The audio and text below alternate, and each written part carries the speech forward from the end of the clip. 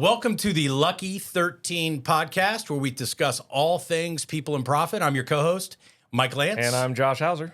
Since 2006, we've been talking about doing something like this, and we're finally doing it. That's a lot of planning. We're slow learners, but we're fast talkers, so we'll make up for it. Yeah, absolutely. So we're just excited about all the planning that's gone into this, and this is being our kind of maiden voyage, our first episode of the Lucky 13 podcast. And you and I are both out in the marketplace. We're working with businesses. We're working with entrepreneurs. And there was kind of this narrative that started to unfold that really drove the idea around the Lucky 13 podcast. And it was, I'd be with some businesses and they'd be like, I'm prioritizing people over profit. And then I'd walk into other businesses and they'd always be talking about, well, I've always prioritized people over profit, but this year, profit's going to rule the day. And there would be this conflict going on in these conversations. And it was almost like the businesses weren't understanding that one drives the other. Oh, it's not an or statement, isn't it? Isn't it an and statement? It's an and statement. Jim Collins used to talk all the time about embracing the power of the and. Oh, love it. So this podcast is all about the power of the and, people and profit, not people over profit or profit over people. Love it. And so we're going to discuss in this podcast, in the Lucky 13 podcast, we're going to discuss everything about people and profit in business. Love it. And then whatever random conversations we might stumble into. Yeah, there's going to be a lot of conversations about kids. Could be. Sports. Hopefully. Being the best husbands we can be. We're not already. Okay. Okay, well. Good to know that I got work to do. We'll get Amanda and Julie in here sometime. I'm sure they would have a podcast that would last for hours. No doubt. So before we go any further, this first episode is really all about our listeners understanding what this podcast is going to be about. Sure. And then also getting to know us a little bit. So why don't you introduce yourself, Sure. Josh, and tell them where you came from and what you're doing. I'll give the shorthand. We don't need shorthand. We got 20 minutes. Oh, my goodness. So I'm born and raised in Monticello, Indiana. There's more than corn in Indiana. It's the best part of America. It's right within your reach. Come on, finish it. It's Indiana Beach. God bless America. My education did not get paid for. You never been there? Never been there. So you Santa Claus, Indiana. you've been. So you like indoor plumbing? We don't. And if you ever see the carpet Indiana Beach, you not go back. You never swim in that water. You could spit in the water and they get it. Just think about that for the rest of the podcast. But shot at basketball well enough to go pay for some education, which allowed me to meet that little blonde-haired girl you talked about a second ago, whose name is Amanda. And so of the 13, the two of us, because we had no cable and no money, ended up having 8 kids, because that makes sense.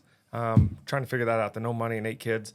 But along that path, we went to that entrepreneurial side and developed a business, grow businesses, and just found out that teaching and coaching people how to be their best was my passion. And then how can they take that and turn it into this profit that we talk about? And that's led me through many, many different paths of life, but ultimately to this little wonderful company called Invest, where we invest in you, your family, and your future.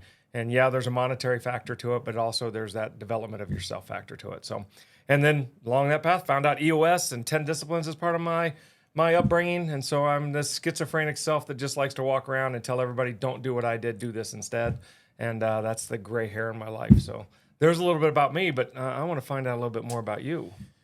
Well, I grew up right here in Indianapolis, Indiana. I went to North Central High School, went down to the great the Indiana University. So you can color. That's awesome. Keep going. Yeah, I can color. Majored in business down there. And I've been really an entrepreneur for the most of my career, all kind of in this HR, talent, culture space.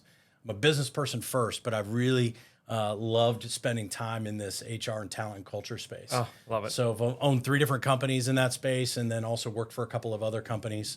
I make up the other 5 of the Lucky 13. The listeners, that's why we call it Lucky 13, because between Josh and I combined, we have 13 kids, wonderful kids. Amazing. Better than what we are. Sometimes I want to check them. How old's your oldest? 24 to 5. Yeah, and mine are 24, 23, 22, 21, and 19. If you need to go back and borrow any teenagers or any preteens, I'm happy to loan out, or to anybody listening, just so you can revive that fatherly time of 12 and 13-year-olds. It's a wonderful time. Yeah, I'll pass on that. Hard pass. Just became an empty nester this year. And so my wife and I are excited about that chapter of our lives. That's awesome. So I own a couple of businesses. One is called ML Talent Strategies. One is called True You. Ultimately, what we help businesses do is solve what we think is the number one problem that they have in business, which is their ability to attract, develop, engage and drive results through their people. And so that's really the problem that we solve for them. And we get the chance to engage with about 150 companies a month to help them do that. Can you just think about it? You wake up every day and teach people how to move this human energy down a path that's not only going to be successful for them, but it's going to be successful for the people who they serve.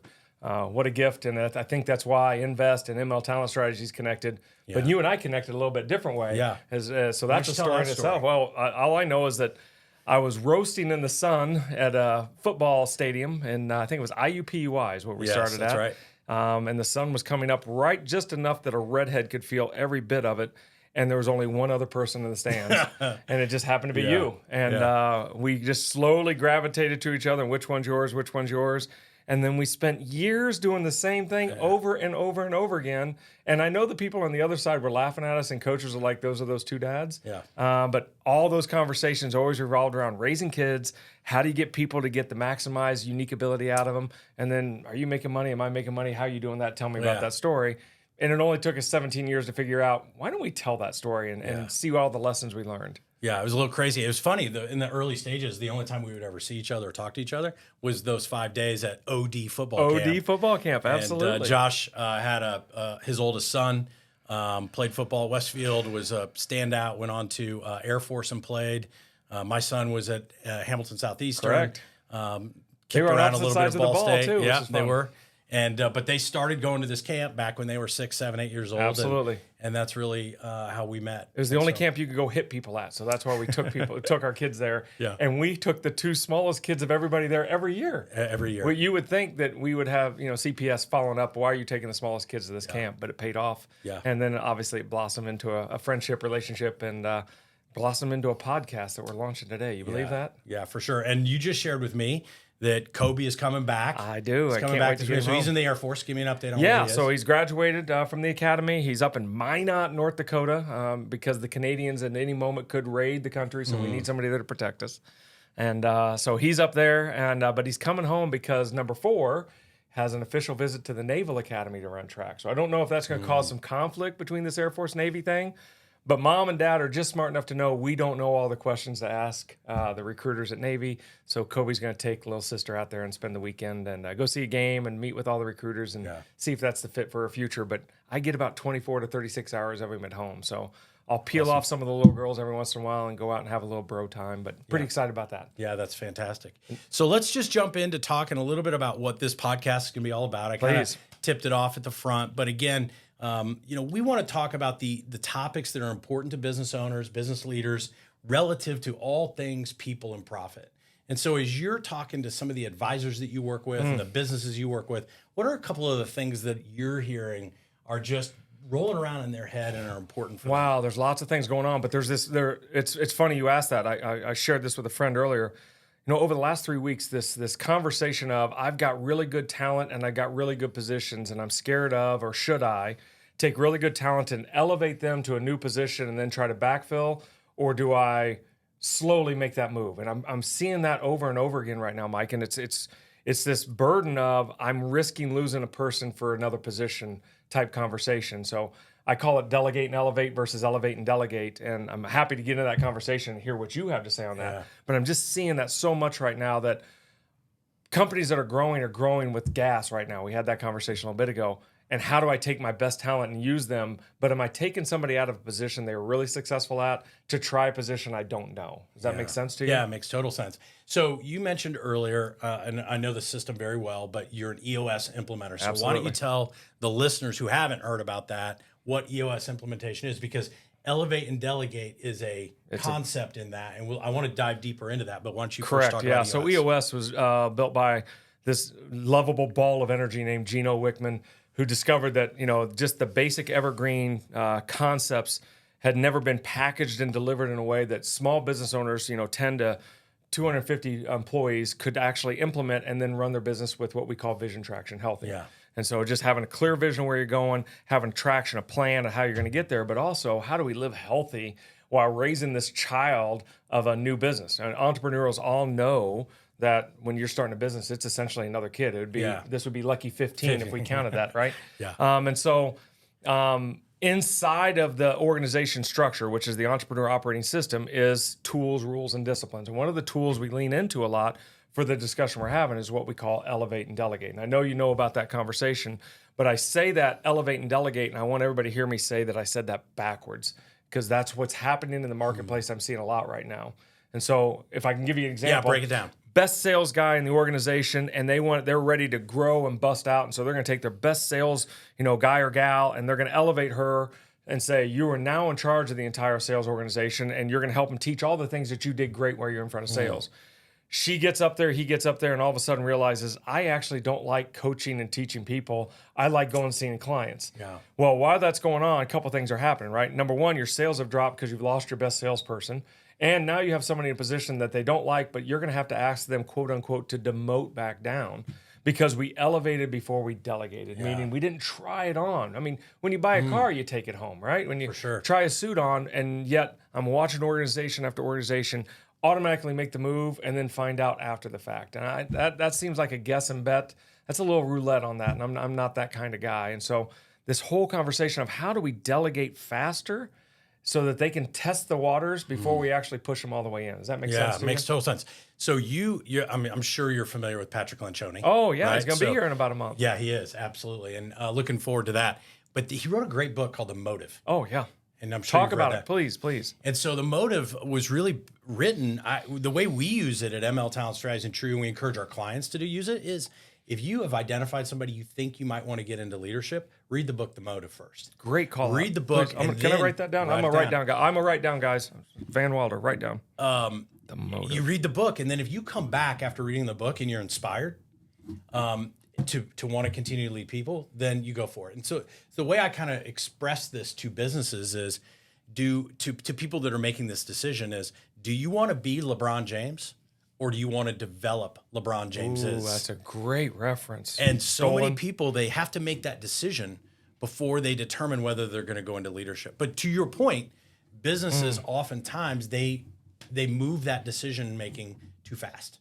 And so they push somebody into a position without thinking it through first and really understanding whether or not that particular individual wants to get into a leadership position. Yeah, it's such a great reference. We can go back in time and see how many coaches were thrust into head coaching positions early, and then they disappear off the map for a while, and then they finally come back. Yeah. But they come back with a different organization because somebody took the time to do the development of. Yeah. And that's what I'm so worried about companies that are not going through this the motive type conversation, which is, I think this is an opportunity for you. I want you first to discover that you want to have that. And then second, can we start working on skills and will sets to make sure that transition's not just smooth for you, but smooth for the organization, and that we don't get knee deep into the water and be like, this water's a little too cold, because I feel like we're just pushing in and we're watching them swim, and they're like, I don't want to swim in this water. And then they're going and hop in somebody else's pool that will take them through that. So you lose 2 employees at one time, and those are quality employees. That scares the death out of me. Talk to me a little bit about, what do you discover in the motive? Help me out. I want to hear more about what's that discovery to find out that path. The motive really talks about the fact that if you want to be a leader, you got to wake up every day focused on serving the people that you lead. Period. End of story. And if you're not built that way, there's nothing wrong with not being built that way. But if you're not built that way, please don't get into leadership. Yeah, I think what a great message to share before we get to that. We want to make sure you're built for this. Yeah. Exactly. Before we put you into a position, that's the elevate, and we never took time to find out through delegation that this is who you really want to be. Yeah. Because great salespeople are great salespeople. Don't put them in something that their unique ability is not there. And I love the fact that there are tools, rules, and disciplines that we can go out and test this with. Yeah. So one of the things that we want to deliver for every podcast that we do is 1 or 2 or 3 tips that someone can stop this podcast when it's done and go and apply. Oh, I love it. So when it comes to elevate and delegate, what would be some of those tips that you would give them? Just 1 or 2 or 3 things. Because one tip is go buy the book. That's stolen. Motive, that's already right? done. So darn it, can't use that one. How about a couple more? Yeah. So first of all, if you haven't clearly identified those roles that they're going to move into, and then I hate the word expectations. I'm going to qualify this for a second. Man, I've never met an expectation in my life, including my own, but I love agreements. So what if we made a set of agreements that this is what it's going to look like when you are in full thrust control of this? Which also means that you're going to leave this part of your life. You're going to unpack this suitcase of life you carried, and we're going to repack it with new skills and tools. We want you to try it before you get there. I think if you don't have that planned out, then it's going to shape and mold to what I find, especially in the sales world, that it'll shape and mold to the salesperson who becomes player coach. And other than Bill Russell, the player coach world hasn't worked out a lot, right? Even Pete tried it, and Pete Rose tried it and ended up betting on himself, right? So we got to figure out, how do we make sure that it is clearly defined before we get there? For sure. And then what is the timeline of stair steps? What are I call them the non-negotiables. What are the 4 or 5 non-negotiables before we pull the trigger that I want you to try on? Does that make sense to you? Yeah. So buy the book, The Motive, read that. Got it. Or give that to the person that you're thinking about elevating. Number 2 is sit down. If you're the leader, sit down and figure out some agreements that you want to have with this person that you want to elevate. Right now. Right? That have some timelines and some deliverables. Like, this is what it's going to really look like. And so sitting down with somebody in your organization that you might want to elevate at this point, what does that really look like? Those 3 things, I think. Oh, absolutely. Can help people. Yeah, never. I'm sure you use there's all these personality profiles and all those things we can test along the way. That should automatically be done before you even think about it. Why would you put an introvert into a people leading position? Yeah, for sure. So as we close things up here, we're going to do a podcast every single week. We're going to drop it every Monday. I say we drop it at 1,300 hours. 1,300 is perfect. And now that I have a military kid, I know what that means. It means 1 o'clock for those of you. Before that, I was, I'm a math major, but that's hard math. Yeah. So we'll go from there. Yeah. So we want to invite all the listeners to, follow our podcast on wherever you get your podcast. We also have a YouTube channel, so look for us out there at Lucky 13. We have a LinkedIn page and we have a website. Absolutely. So there's lots of ways for you to connect with us. If there are things you want to hear, if the listeners want to hear, interviews you want done, because we're going to probably 2 or 3 times a month, we're going to just banter like this and have conversations about all things people and profit. We'll have some guests come in as well. So if there's topics you want discussed or a guest you'd love us to have, drop it into LinkedIn, drop it at our website, and we'll do that. Oh my gosh. And look, just be curious. I think that's what we're going to do. We walk in with an idea, and let's be curious and see if we can uncover it together. And at the same token, I want to make sure that all those folks who we end up, in some way, shape, or form interacting with, be curious with us, find out what we don't know, and see if we'll go research it and find that answer as well. Yeah, absolutely. Awesome. This could be a great journey. Thanks, I can't Josh. wait. Let's see what happens. All right, let's do it.